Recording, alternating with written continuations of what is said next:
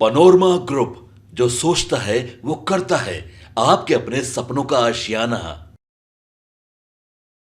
नमस्कार, आप देख रहे हैं भारत लाइव और यह है हमारा स्पेशल कार्यक्रम नहले पे दहला।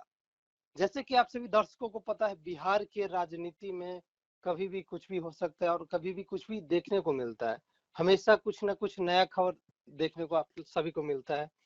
अभी एक ऐसा खबर चल रहा है जो नीतीश कुमार को चिंताजनक है। आखिर नीतीश कुमार का जो कुर्सी है उस पे खतरा मंडरा रहा है। तो अभी सबसे पहले हम आपको ये बता दें कि फोन लाइन पे हमारे साथ भी बाबा बने हुए हैं।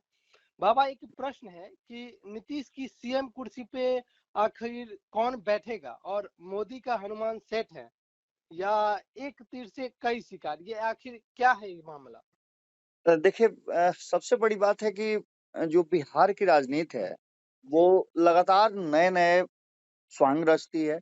नए-नए तरीके से वो अपनी राजनीतिक पहचान बनाती है और ख़ास करके सियासत की बात करें, तो सियासत बिहार में खूब होता है। जी। इसके साथ-साथ सत्ता की बात करें, तो सत्ता में भी आपने देखा होगा कि पिछले 19-20 सालों से लगातार सत्ता कहीं न कहीं, पूरी तरह से नहीं बल्कि अगर 2010 की बात करें, तो 2010 से लेकर के 2015 तक में भी जी। सत्ता लड़खड़ाई। जी। जी। हालाँकि 2005 से लेकर के 2010 के बीच की अगर बात करें, तो वो एक नीतीश कुमार के लिए नया अनुभव था। मुख्यमंत्री की कुर्सी पर बैठे थे और उसके बाद नीतीश कुमार ने अपने तरीके से बिहार को ढालने की शुरुआत कर दी थी। जी। कहा जाता है कि बिहार के विश्वकर्मा के रूप में भी नीतीश कुमार को जाना जाता है। ये सारी बातें होती हैं, नीतीश कुमार के शुभचिंतक, समर्थक जितने भी हैं, वो यही बात जानते हैं कि नीतीश कुमार को कुर्सी पर बने रहना चाहिए। इसके पीछे का कारण आप समझ सकते हैं कि जी। 2005 से पहले के बिहार की जब चर्चा की जाती है, नीतीश कुमार जब-जब करते हैं, तो एक बार फिर से खास करके बिहार के उन लोगों को जो सवर्ण समाज से आते हैं या फिर गैर ओबीसी है, ओबीसी में गैर यादव ओबीसी हैं, ईबीसी हैं, दलित हैं, इन सभी लोगों को लेकर के एक ना एक कहीं न कहीं एक मन में संशय पैदा होता है कि नीतीश कुमार नहीं रहेंगे, अगर दूसरे के हाथ में रहेगा बिहार का बागडोर, तो हाँ क्या जी। होगा? इन जी। सभी परिस्थितियों से निपटने के लिए कई बार प्रयास भी हुए। कई बार आपने देखा होगा कि चाहे वो विपक्ष हो या सत्ता में बैठे लोग भी मुख्यमंत्री के नाम की घोषणा करते रहे हैं कि ये मुख्यमंत्री होंगे वो। हालाँकि हर पार्टी को ये अधिकार है कि वो अपने नेता को मुख्यमंत्री या सबसे शीर्ष पद पर देखने की चाह रखे। जी। ऐसी ही स्थिति में बिहार में लगातार आपने देखा होगा कि नीतीश को लेकर के, नीतीश की कुर्सी को लेकर के हमेशा सवाल खड़े होते रहे हैं और इसमें कई प्रबल दावेदार होते रहे हैं। इन दावेदारों में आपस में रस्साकसी तो मची ही है। कभी-कभी नीतीश कुमार ने भी किसी को सामने रख कर के कहा है कि अब मेरे बाद इन्हीं लोगों को देखना है। जी। इसमें जी। आपने देखा होगा कि तेजस्वी यादव का नाम है। इससे जी। पहले आरसीपी सिंह उनके करीब हुआ करते थे, उनका नाम आता था। कभी ललन सिंह का नाम आता था। इतना ही नहीं और कितने फ़हरिस्त हैं, कितने लोगों के नाम हैं, ये सारी बातें सभी जानते हैं।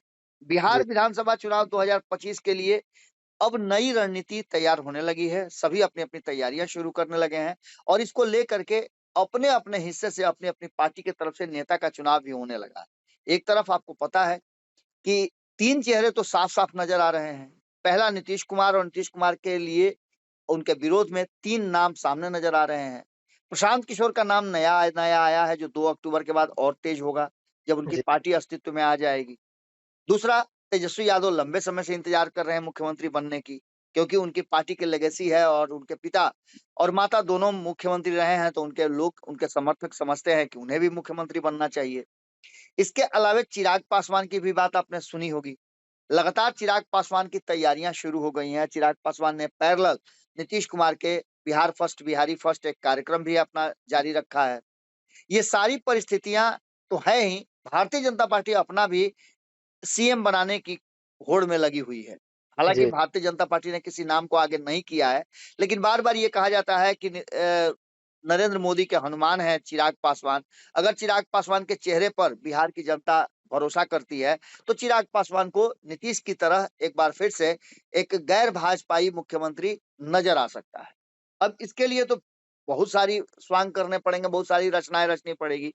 मुख्यमंत्री नीतीश कुमार के नेतृत्व में चुनाव लड़ने का निर्णय सभी ने कर लिया है। पार्टी ने, यहाँ तक कि लोक जनशक्ति पार्टी जो अपना मुख्यमंत्री बनाना चाहती है चिराग पासवान को, उसने भी। यहाँ तक कि बाकी के लोग, चाहे वो जीतन राम मांझी की पार्टी कह लें या फिर उपेंद्र कुशवाहा की पार्टी कर लें, क्योंकि वो भी एक मुख्यमंत्री के दावेदार हैं, उनकी भी पार्टी चाहती है कि वो मुख्यमंत्री बने। 2020 से पहले वो मुख्यमंत्री के प्रबल दावेदारों में से थे।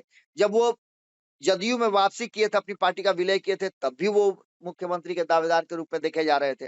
तो ये सारी परिस्थितियां तो उत्पन्न हुई हैं, लेकिन लोक जनशक्ति पार्टी ने 2025 में बिहार विधानसभा चुनाव के लिए जो अपनी रणनीति तय की है, और एक दिन पहले आपने देखा होगा कि उनके संसदीय बोर्ड की मीटिंग में बहुत सारी बातें कही गई, वो इस बात की तरफ इशारा करती है कि कहीं ना कहीं लोक जनशक्ति पार्टी रामविलास जो है, वो अपनी तैयारियों को पूरी तरह से अंजाम देने में लगी हुई है। हम जी, लगातार इस बात को भी कह रहे हैं कि चिराग पासवान ने खुद को प्रूफ किया है, और एक लंबे समय से चिराग पासवान ने, जब उनकी पार्टी अलग हो गई थी, दो फाड़ में बट गई थी, उसके बाद से उन्होंने जो मेहनत किया है, उसी का नतीजा है कि उन्हें एनडीए गठबंधन में 5 सीटें मिली, और जिन लोगों ने अलग किया था उन लोगों को एक भी सीट नहीं मिली, हाशिए पर है। इन सभी बातों को लेकर के नीतीश कुमार के नेतृत्व में राष्ट्रीय जनतांत्रिक गठबंधन के साथ मिलकर चुनाव लड़ेंगे, ये भी ऐलान कर चुके हैं। इसके अलावा बिहार चुनाव में उम्मीदवारों के चयन कार्यकर्ताओं को दी जाएगी प्राथमिकता, ये सब बातें भी कही जा रही है। लेकिन इसके साथ साथ पैरेलली उनके संसदीय बोर्ड की बैठक में एक प्रस्ताव पारित किया गया है कि चिराग पासवान को बिहार के मुख्यमंत्री के रूप में प्रमोट किया जाए, प्रस्तावित किया जाए। इससे पहले भी जी, आपको पता होगा कि प्रधानमंत्री के लिए भी एनडीए में रहते हुए नीतीश कुमार का नाम प्रस्तावित हुआ था। उसके जी, क्या हुए थे आपको पता है सर जी। जी, केंद्रीय मंत्री अभी वर्तमान में है चिराग पासवान, उनकी अगुवाई में लोक जनशक्ति पार्टी रामविलास 2025 में बिहार विधानसभा चुनाव के लिए अपनी रणनीति तय कर रही है। पार्टी ही रविवार को एक दिन पहले जो मीटिंग हुई थी, उस मीटिंग में पटना में हुई जो उनके संसदीय दल की मीटिंग है, उसमें कई प्रस्ताव पारित किए गए। उस प्रस्ताव में एक प्रस्ताव ये भी था कि 243 सीटों पर वो तैयारी कर रही है, और 243 सीटों पे वो मजबूती के साथ अपने कार्यकर्ताओं को लगा चुकी है। आगे का प्लान क्या होगा, इसकी बहुत जल्द खुलासा भी करेंगे, ये भी उन्होंने कहा है। और नीतीश के नेतृत्व में चुनाव लड़ने की बात जब चिराग पासवान ने खुद ही कह दी है, तो पूरी तरह से तैयार है। पार्टी के संसदीय बोर्ड के जो नेता हैं, हुलास पांडे ने कहा कि हमारे नेता और केंद्रीय मंत्री चिराग पासवान ने ही स्पष्ट कर दिया है कि हम अपने महान दिवंगत नेता रामविलास पासवान के अधूरे सपने को पूरा करेंगे। हमारा जो स्ट्राइक रेट है वो 100% रहा है लोकसभा में। हमारी पार्टी एनडीए के बैनर तले और मुख्यमंत्री नीतीश कुमार के नेतृत्व में 2025 का विधानसभा चुनाव लड़ेगी, यह भी हमने सुनिश्चित कर दिया है, और गठबंधन में हम जुटे रहेंगे। इन सभी बातों को लेकर के लोक जनशक्ति पार्टी ने ये सारे प्रस्ताव जारी किए हैं। कई सवालों के जवाब भी हुलास पांडे ने दिए हैं। उन्होंने परिस्थितियों की बात करते हुए कहा है कि जो लोकसभा में कुछ टिकट को लेकर के सवाल खड़े किए जा रहे हैं, पत्रकारों ने कई सवाल किए खड़े किए। उसमें आपने देखा होगा कि राजेश वर्मा को लेकर के सवाल खड़े किए। जी, इसके अलावा आपने देखा होगा कि शांभवी चौधरी को लेकर के सवाल खड़े किए। इन सवालों का भी जवाब बड़ा बारीकी से हुलास पांडे ने दिया। उन्होंने स्पष्ट किया कि ये सभी हमारी पार्टी से किसी न किसी रूप में जुड़े हुए हैं। राजेश वर्मा भी जुड़े हुए थे, और शांभवी चौधरी के पति जो हैं वो हमारी पार्टी के बहुत ही मजबूत कार्यकर्ता रहे हैं। हमारी पार्टी से लंबा उनका जुड़ाव है। जो जी, परिस्थितियां बनी थी समस्तीपुर में, उस परिस्थिति को लेकर के हमें इस तरह का टिकट देना था कि युवा भी हो, महिला भी हो, और महादलित परिवार से भी हो। तो जी, ऐसी स्थिति में शांभवी पूरा फिट बैठती थी, इसलिए हमने उनको दिया। और उनके साथ और भी कई परिस्थितियां, ये सारी जी, बातें कह करके उन्होंने स्पष्ट कर दिया, और कार्यकर्ताओं में जोश भरा कि जी, अब जो 2025 का चुनाव हम विधानसभा का लड़ने जा रहे हैं, इसमें बाहरी नहीं बल्कि कार्यकर्ता ही चुनाव लड़ेगा। और इसको लेकर के उन्होंने बड़ा ही ठोक बजा करके बात की। इस मीटिंग में राजू तिवारी जो प्रदेश अध्यक्ष है वो भी मौजूद थे। उन्होंने एकजुटता के साथ एनडीए को 2025 में सरकार में लाने की बात कही। इन जी, सारी समस्याओं के साथ साथ सीट शेयरिंग के समझौते पर भी बात हुई। उसको लेकर के भी कहा गया कि सीट शेयरिंग का समझौता भी बहुत बड़ी बात नहीं है, सीट शेयरिंग का समझौता भी हम आराम से निपटा लेंगे। इस बीच जी, आपको बता दें कि नीतीश की सीएम कुर्सी पर कौन बैठेगा, इस बात को लेकर के जब जब चर्चा हो रही है, तो कहीं ना कहीं चिराग पासवान की तरफ हर आंख देखना शुरू कर दे रही है। मोदी जी, के हनुमान है, अगर ये सेट हो जाते हैं, तो एक बात आप समझ लीजिए कि एक तीर से कई शिकार होंगे। आगे हम अगली खबर में इन सारी बातों का जिक्र करेंगे कि आखिर चिराग पासवान को अगर जी, सीएम के रूप में प्रोजेक्ट किया जाता है, प्रमोट किया जाता है, तो उसके क्या-क्या फायदे होंगे, और एनडीए को उसका क्या-क्या लाभ मिलेगा। क्योंकि आप समझ सकते हैं कि कई जी, ऐसी बातें सामने आई हैं, जो 2025 के चुनाव में झेलनी पड़ सकती हैं, या सामने बड़ी मुश्किल पैदा कर सकती है एनडीए के। इन सारी जी समस्याओं से निपटने के लिए देखना दिलचस्प होगा कि क्या फैसला एनडीए करता है। लेकिन वर्तमान परिस्थिति में जिस तरह से नीतीश कुमार की सीएम कुर्सी पर कौन बैठेगा, ये यक्ष जी प्रश्न हो गया है। इस प्रश्न का जवाब सभी खोज रहे हैं। जी जी। तो जैसे कि आप सभी दर्शकों ने सुना, बिहार की राजनीति में कुछ भी और कभी भी हो सकता है, कुछ भी ऐसा कुछ परिवर्तन। अगर बिहार सीएम का बात करें तो बिहार सीएम के फेस के लिए बहुत से लोग हैं जो सीएम बनना चाहते हैं। हर दल अपना अपना सीएम देखना चाहता है।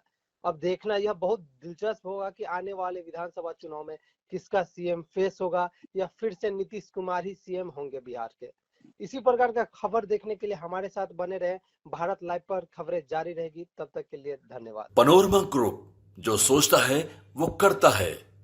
अगर ये वीडियो पसंद आई और वह बिहार के राजनीति और बिहारियत से सरोकार रखेनी तो सब्सक्राइब बटन दबा के चैनल के सब्सक्राइब कर ली। ओजे एगो घंटी बा, ओकरा बटन दबा देला से कुल सटीक और मारक खबर रुआ मुफ्त में मिल जाई। अगर रुआ पत्रकारिता के हमनी के नया प्रयोग में सहयोग कर चाहतानी तो ज्वाइन बटन दबा दी। पेटीएम नंबर नोट कर ली 9386816700। धन्यवाद।